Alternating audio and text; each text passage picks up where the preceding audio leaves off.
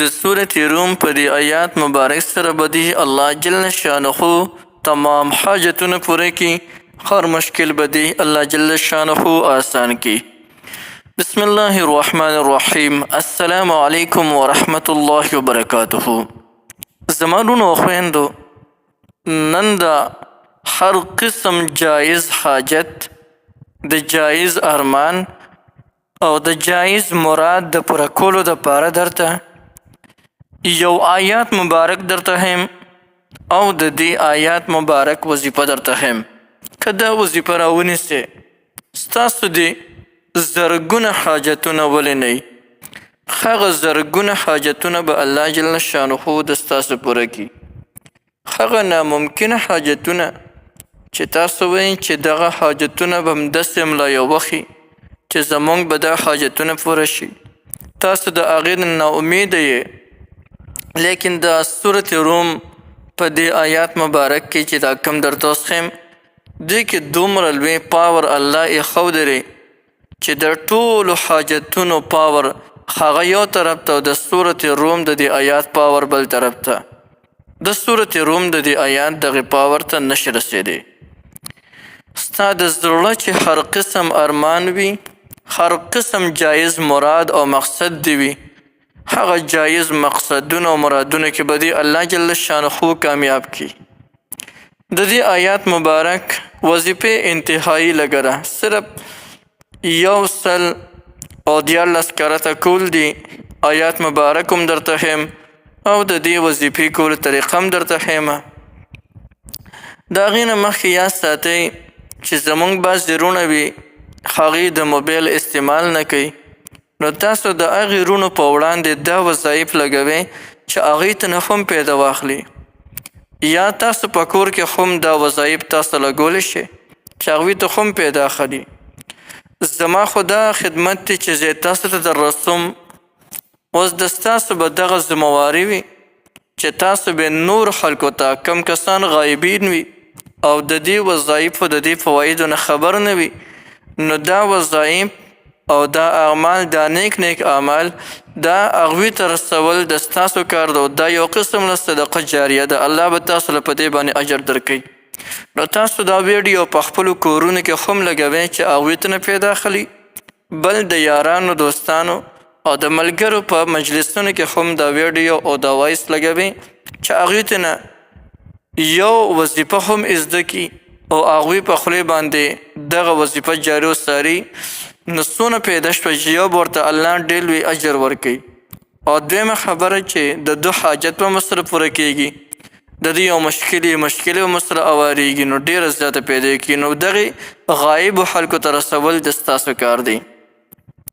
که د چا په زړه کې د ډېرو مودې نه ارمانونه پراته او نه پوره کېږي، بس دا وظیفه دې شروع کړي. خصوصا هغه کسان چې هغوی قرضدارې وي، د قرضدارو خلکو دپاره دا وظیفه انتهایی مفیده وظیفه ده. کله کله انسان قرضونه وکړي او دومره قرضونه په انسان باندې راوړي چې د ده د سټې بلکل راګیر کړي او دوی د هغې د لاسه ډېر انتهایی پریشانه وي. هېڅکله مه پریشانه کیږئ. د قرآن مجید د سورة روم د آیات یفرح المؤمنون بنصر الله ینصر من یشاء والله ینصر من یشاء وهو العزیز الرحیم. دغه آیات مبارک وظیفه دا درته ښیم. آیات نمبر هم درته ښیم چې په سورة روم کې دا 3 نمبر آیات دی. هر سړی ښه په اسانتیا سره پیدا کولی شي. خپله تاسو قرآن مجید کولو کې او قرآن مجید کې سورة روم راواړوئ او په سورة روم کې آیات نمبر 4 او 5 نمبر آیات پکې تاسو راواړوئ. نو دغه یو چې دی آیات به تاسو ته راشي، یفرح المؤمنون بنصر الله ینصر من یشاء وهو العزیز الرحیم. نو دغه داسې مبارک آیات دی که د چا هر قسم حاجتونه، هر قسم مرادونه، مشکلات وي، نو هغوی که دغه آیات مبارک راونیسو نو هغه حاجتونه پوره شي. نو که د قرض دپاره هم د دې وظیفه راونیوه نو الله جل شانه به دې قرضونه ختم کړي. د غیبو نه به ورته اسباب برابر شي او تمام قرضونه به ختم شي. د دې طریقه به ورته ښیم چې دا به څنګه وایي، په کم وخت کې به د دې وظیفه کوې او په څنګه طریقې سره به کوې، هغه طریقې درته اوس ښیم. اسانه ده، لږه ده، 114 کرته کول دي، خو طریقې درته ښیم چې په کم وخت کې به کوې. ښه، دې نه علاوه که د چا د رشتې بندش وي، نو د رشتې د بندشونو د ختمولو دپاره او په نیک صالح ځای کې د رشتې ملاوېدو دپاره تاسو هم دا وظیفه کولی شئ. یا د چا په کور کې اولاد دي او اولاد د مور او د پلار نافرمانه دي، د مور او د پلار خبره نه مني، نو د اولاد د تابعدار کولو دپاره هم تاسو د سورة روم د دې آیات د وظیفه کولی شئ. یا د چا ښځه ده او ښځې نافرمانه ده، هغه خبره نه مني، د هغې د تابع کولو دپاره هم تاسو د آیات کولی شئ.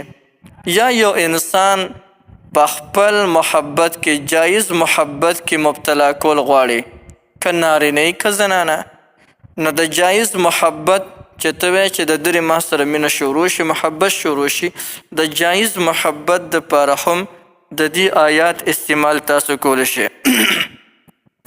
د دې نه علاوه زمونږ په کورونو کې پریشانۍ دي، مشکلات دي، غمونه دي، نو د مشکلاتو د غمونو پریشانۍ د ختمولو دپاره هم تاسو د دې آیات مبارک وظیفه کولی شئ. یا د چا کاروبار نشته، نوکری نشته، روزګاری نشته، د هغې دپاره هم تاسو د سورة روم د دې آیات دغه چې دا کومه وظیفه ده دا تاسو کولی شئ. دغه رنګې د چا روزي لنډه تنګوي، روزي دا مسایل ورته ډېر زیات او د دې د وجې نه انتخابي پریشانوي، نو د چا چې روزي لنډه تنګه وي او دته دا خبره منظوره وي چې زما روزي دی الله جل شانه پراخه کړي، نو هغه دې هم د سورة روم د دې آیات د وظیفه شروع کړي. د څلور وانو طرفو ته به دغه کور ته د څلور وانو طرفو نه به دغه کور ته د روزي په شان د باران راوریږي. یا د رونو او خویندو په خپل منځ کې اتفاق نشته، اختلافات جنګ جګړې ډېر زیات کوي. که ته غواړې چې د هغوی په خپل منځ کې اتفاق راشي، اختلافات ختم شي، نو د هغې دپاره هم دا وظیفه کولی شي. ان تر دې چې څومره حاجتونه وي، څومره د په زړه ارمانونه جایز، څومره تا ته مشکلات وي، څونه پریشانۍ، د هغې ټولو خبرو د دغې ټولو څیزونو دپاره تاسو د دې آیات مبارک وظیفه کولی شئ. راځئ د دې آیات مبارک وظیفې چې کومه طریقه ده هغه درته ښیم. د ټولو اول درته دغه آیات مبارک ویم.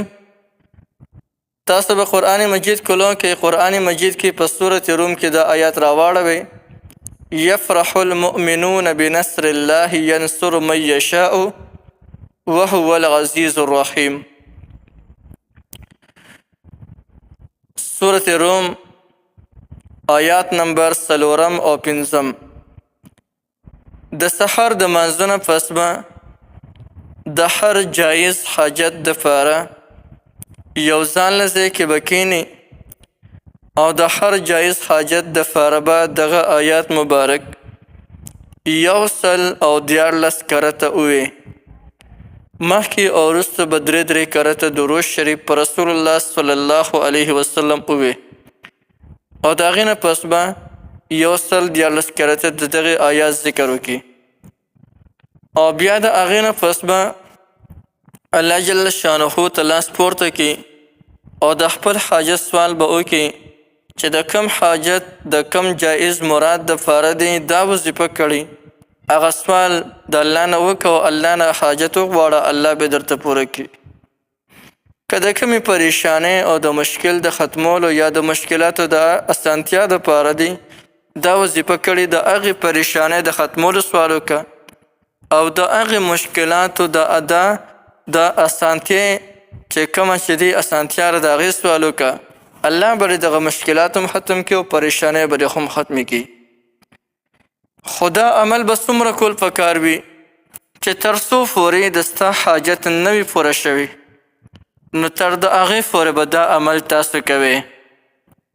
دا هم ممکنه ده چې په یو ورځ کې دننه د ستاسو تمام حاجتونه پوره شي او دا هم ممکنه ده چې یو هفته هم واخلي نو دا د ستاسو د عقیدې پورې خاص ده چې ستاسو څومره په دې باندې یقین او باروسه زیاته وي دومره به د ستاسو دا وظیفه هغه به زیات اثر کوي نو په دې باندې کامل یقین ساتئ الله جل شانه به ستاسو تمام مشکلات حل کوي الله جل شانه ستاسو تمام پریشانی ختم کوي او الله جل شانه ستاسو تمام حاجتونه چې کم جایز حاجتونه الله جل شانه دا ټول په ټول د ستاسو پوره کوي نو یو ډېره زبردسته وظیفه مې درته وښوله بالکل دا وظیفه تاسو ټول کولی شئ د دې وظیفې تاسو ټولو ته مکمل اجازه شته دی هر څوک د دې وظیفې نه مکمل پیدا اخیستی شي